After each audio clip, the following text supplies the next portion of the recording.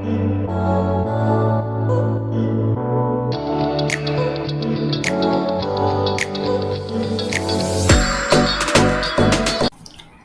મિત્રો, શાળા કે તંત્ર લેક્ચર સિરીઝની અંદર આપનું હાર્દિક સ્વાગત છે. હું છું મયંક પટેલ. નેક્સ્ટ લેક્ચર છે વાતજ શિરોરોગ. તો વાતજ શિરોરોગની અંદર શું કીધું કે જે વાતના પ્રકોપને કારણે થાય છે. વાતજ શિરા શું અને વાતજ શિરો અભિતાપ એ જે છે એના સિરોનિમ્સ છે. સંપ્રાપ્તની અંદર જ્યારે પણ વાતવર્ધક આહાર કરવામાં આવે, વાતવર્ધક વિહાર કરવામાં આવે ત્યારે વાત શું થાય? પ્રકોપ થાય. અને વાત જે છે શિરાની શિરામાં જાય છે અને શિરામાં જઈ અને વેદના અને તોદ જ્યાંથી પ્રોડ્યુસ કરે છે એને વાતજ શિરોરોગ કહેવામાં આવે છે. એના લક્ષણની અંદર શું છે? યસ્ય અનિમિત્ત શિરોરુજસ, એટલે કે કોઈ પણ કારણ વગર જે છે શિરોરુજા થાય છે. તીવ્ર નિશા ચ અતિ માત્રામાં, રાત્રે નિશા શું હોય છે? રાત્રની અંદર જે છે તે પેઇન બહુ જ વધી જાય છે. અને બંધ ઉપતાપસ્ય ભભેદ વિશેષ, એટલે કે જ્યારે પટ્ટી બાંધવામાં આવે માથામાં ગોળ, જોરથી ટાઈટ બેન્ડેજ કરવામાં આવે ત્યારે એને શું થાય છે? શાંત થાય છે આ પ્રકારનું ડિઝીઝ.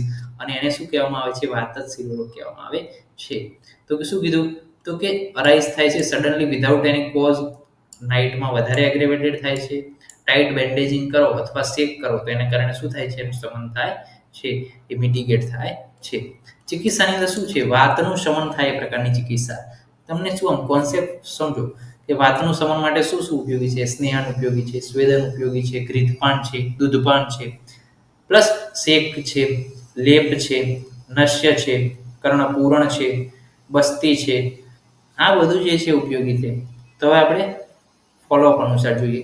ચિકિત્સામાં શું કરવાનું કીધું છે? પયોનું પાન સેવેત ઘૃતમ તૈલમ અથાપી ચ, એટલે કે દૂધ, ઘી અને તેલનું પાન કરવાનું કીધું. સ્નેહન સ્વેદન અભ્યંગ પરિષેક બસ્તી કરવાનું કીધું. આહારની અંદર રાત્રે મગ અને કુલથ અને માંસ આ 3 વસ્તુ જે છે પલાળી લેવાની છે. અને એના સિદ્ધ જે છે ઘૃત એનું પાન કરવાનું છે. પરિષેકમાં વાત શામક દ્રવ્ય, શિરલેપમાં વાત હર ઔષધો. નશ્યની અંદર પણ વરુણાદિ ગણને જે છે ગરમ કરવાનું છે. દૂધ એની અંદર વરુણાદિ ગણ એડ કરવાનો અને ઘી બનાવવાનું છે. અને એની અંદર મધુર ગણની ઔષધિઓનો કલ્ક નાખવાનો છે અને એનું જે નશ્ય બને એનો ઉપયોગ કરવાનો છે. અને જો સિમ્પલ નશ્ય યાદ રાખવું હોય તો કુલીર રસનું જે છે તેલ આવે એને નશ્યમાં ઉપયોગ કરી શકીએ છીએ.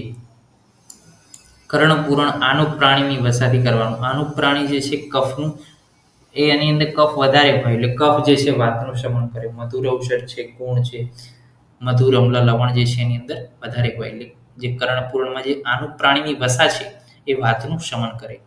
અગ્નિકર્મ જે છે ભ્રૂ, લલાટ અને શંખ પ્રદેશની અંદર કરવાનું છે. ભ્રૂ જે છે આ છે, લલાટ ઉપરનો એન્ટિરિયર ફ્રન્ટાલ પ્રદેશ અને શંખ પ્રદેશ જે ટેમ્પોરલ રિજિયન છે ત્યાં આગળ અગ્નિકર્મ કરવાનું કીધું છે. અને રક્તમોક્ષણ છે એની કોન્ટ્રાઇન્ડિકેશન કીધું છે. તો આ થઈ ગઈ વાતજ શિરોરોગ વિશેની માહિતી કે જેની અંદર શું થાય છે? કોઈ પણ કારણ વગર જે છે પેઇન થાય છે અને રાત્રે પેઇન શું થાય? વધી જાય છે.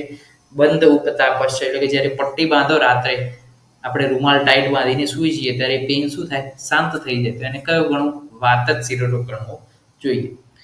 ત્યારબાદ આપણે જોયું એની ચિકિત્સા જોઈ. કયા કયા પ્રકારના સિમ્પલ કોન્સેપ્ટથી ચિકિત્સા યાદ રાખવાની છે કે સ્નેહન સ્વેદન અભ્યંગ બસ્તી પરિષેક લેપ એ પ્રકારે યાદ રાખવાનું રહેશે. થેન્ક યુ સો મચ દોસ્તો. જય હિન્દ, જય આયુર્વેદ, જય ધન્વંતરી. નમસ્કાર.